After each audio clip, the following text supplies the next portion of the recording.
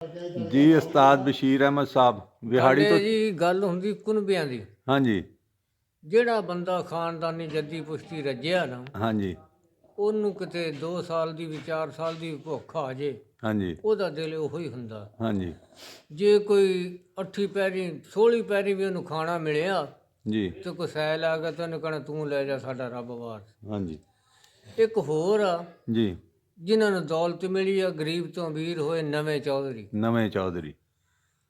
ਉਹ ਜਨਾਬ ਅੱਲਾ ਦੀ ਦਾਤ ਨੇ ਉਹਨੂੰ 2-4 ਮੁਰੱਬੇ ਦੇ ਤੇ 2-4 ਟਰੈਕਟਰ, ਮੱਝਾਂ ਗਾਵਾਂ ਦਾ ਪਤਾ ਕੋਈ ਨਹੀਂ, ਤੇ ਦਿਲ ਉਹਦਾ ਗਰੀਬ। ਹਾਂਜੀ ਇੱਕ ਗੱਲ ਯਾਦ ਰੱਖਿਆ ਜੇ ਕਿ ਜਿਸ ਬੰਦੇ ਨੂੰ ਨੀਅਤ ਦੀ ਕਮੀ ਆ, ਚਾਹੇ ਸਾਰਾ ਇਲਾਕਾ ਉਹਦੇ ਨਾਲ ਆ ਜਾਵੇ, ਉਹਦੀ ਕਮੀ ਨਾ ਨਿਕਲੂਗੀ। ਜੀ ਉਹ ਬੰਦਾ ਨੀਅਤ ਦਾ ਗਰੀਬ ਸੀ।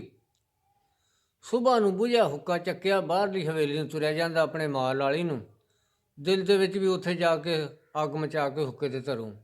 ਬਾਜ਼ਾਰੇ ਬਾਜ਼ਾਰ ਤੁਰਿਆ ਜਾਂਦਾ ਤੇ ਰਾਹ 'ਚ ਇੱਕ ਘਰੇ ਧੂੰਆਂ ਨਿਕਲਿਆ। ਜੀ ਉਹ ਘਰ ਕਿਹਨਾਂ ਦਾ ਸੀ? ਮੀਰ ਆਲਮਾਂ ਦਾ। ਅੱਛਾ ਜੀ। ਉਹਨਾਂ ਦਾ ਕੰਮ ਇਹ ਸੀ ਵੀ ਸੁਬਾਹ ਸਵੇਰੇ ਉੱਠ ਕੇ ਚਾਹ ਪੀਣੀ, ਪਾਣੀ ਪੀ ਕੇ ਤੇ ਮੰਗਣ ਪਿੰਨਣ ਜਾਣਾ। ਜੀ ਚੌਧਰੀ ਨੇ ਤਕਾਇਆ, ਮੈਂ ਆਪਦੇ ਹੱਥੇ ਜਾ ਕੇ ਜੇ ਛਿਟੀਆਂ ਮਚਾਊਂ, ਇੱਥੋਂ ਅੱਗ ਧਰ ਲੈਣੇ, ਛਿਟੀਆਂ ਵੱਜ ਜਾਣਗੀਆਂ। ਜੀ ਜਦੋਂ ਕੁੰਡਾ ਖੜਕਾਇਆ ਤਾਂ ਉਹਨਾਂ ਬੂਹਾ ਖੋਲ੍ਹਿਆ ਤੇ ਵੇਖਿਆ ਚੌਧਰੀ ਆਇਆ। ਉਹਨਾਂ ਦਬਦਾ ਮੰਜਾ ਡਾਹ ਤਾ, ਆਪਣੇ ਡੱਬੇ 'ਚ ਮੀਰ ਆਲਮਾਂ ਨੇ ਤੰਬਾਕੂ ਪਾਇਆ, ਚੌਧਰੀ ਨੂੰ ਅੱਗ ਧਰ ਕੇ ਦੇਤੀ। ਉਦੋਂ ਕੱਚੇ ਬਰਤਨ ਹੁੰਦੇ ਸੀ, ਜੀ ਭਰ ਕੇ ਪਿਆਲਾ ਚਾਹ ਦਾ ਜਦੋਂ ਚੌਧਰੀ ਨੂੰ ਫੜਾਇਆ ਤੇ ਚੌਧਰੀ ਤਕਾਈ ਜਾਂਦਾ ਵੀ ਸਾਡੀਆਂ 20 ਮੱਝਾਂ ਤੇ ਚਾਹ ਮਰਾਸੀਆਂ ਦੀ ਸੰਘਣੀ ਸਾਡੇ ਨਾਲੋਂ, ਜੀ ਕਿ ਆਪਦਾ ਦੁੱਧ ਵੇਚ ਲੈਂਦੇ ਸੀ ਮੱਝਾਂ ਦਾ। ਜੀ ਅਗਲਾ ਦਿਨ ਹੋਇਆ ਤੇ ਫੇਰ ਆ ਗਿਆ। ਜੀ ਜਦੋਂ ਤੀਜੇ ਦਿਨ ਉਸ ਟਾਈਮ 'ਤੇ ਆਇਆ ਤੇ ਮਰਾਸਣ ਕਹਿੰਦੀ ਵੀ ਇਹ ਚੌਧਰੀ ਨੂੰ ਮਗਰੋਂ ਲਾ, ਖਾਣ ਪੀਣ ਦੇ ਵੇਲੇ ਇਹ ਆ ਟਿਕਦਾ। ਤੇ ਇਹ ਜਿਹੜੇ ਨਵੇਂ ਚੌਧਰੀ ਤਿੱਖੇ ਬੜੇ ਹੁੰਦੇ। ਜੀ ਜਦੋਂ ਅੱਖ ਬਦਲੀ ਵੇਖੀ, ਕਹਿੰਦਾ ਮੀਰ ਆਲਮਾ ਮੈਂ ਆਉਣਾ ਨਹੀਂ ਸੀ, ਤੂੰ ਯਾਰ ਸਾਡਾ ਜੱਦੀ ਪੁਸ਼ਤੀ ਮਰਾਸੀ ਆ ਤੇ ਵਾਢੀ ਦਾ ਟਾਈਮ ਆ ਗਿਆ, ਸਿਰ ਤੇ ਭਰੀਆਂ ਢੋਂਦਾ ਮਰ ਜਾਏਗਾ, ਸਾਡੇ ਘਰੇ ਗਧਾ ਖੜੋਤਾ ਤੈਨੂੰ ਰੱਬ ਵਾਸਤੇ ਦਿੱਤਾ। ਜੀ ਮਰਾਸੀ ਵੀ ਲਾਲਚ ਜਾ ਗਿਆ, ਗਧਾ ਲਿਆ ਕੇ ਘਰੇ ਬੰਨ੍ਹ ਲਿਆ ਗਿਆ। ਤੇ ਚੌਧਰੀ ਸੁਬਾਹ ਨੂੰ ਆਉਂਦਾ ਸੀ ਵੀ ਦੋਵੇਂ ਟਾਈਮ ਆਉਣ ਪਿਆ।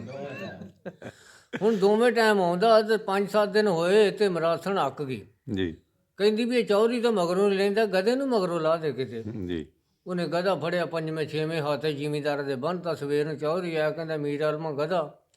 ਉਹਨੇ ਚੌਧਰੀ ਕੀ ਦੱਸੀਏ, ਗਰੀਬਾਂ ਦੀ ਬਰਾਤ ਵੀ ਗਰੀਬ ਹੁੰਦੀ। ਰਾਤੀ ਬੰਨ੍ਹ ਪਿਆ ਤੇ ਗਧਾ ਮਰ ਗਿਆ। ਜੀ ਚੌਧਰੀ ਨੇ ਉਹਨੂੰ ਕਹਿੰਦੇ ਅੱਗ ਧਰਾ ਲਈ, ਚਾਹ ਪੀ ਲਈ, 8-9 ਦਾ ਟਾਈਮ ਹੋ ਗਿਆ। ਉਹਦੇ ਪੁੱਤ ਭਾਲਦੇ ਆਏ, ਕਹਿੰਦੇ ਅੱਬਾ ਜੀ ਤੂੰ ਮੀਰ ਆਲਮਾਂ ਦੇ ਘਰੇ ਬੈਠਾ, ਸਾਨੂੰ ਬੀਜ ਤੋਲ ਕੇ ਦੇ, ਕਿਤੇ ਚਰੀ ਬੀਜਣੀ ਆ, ਕਿਤੇ ਮੱਕੀ ਬੀਜਣੀ।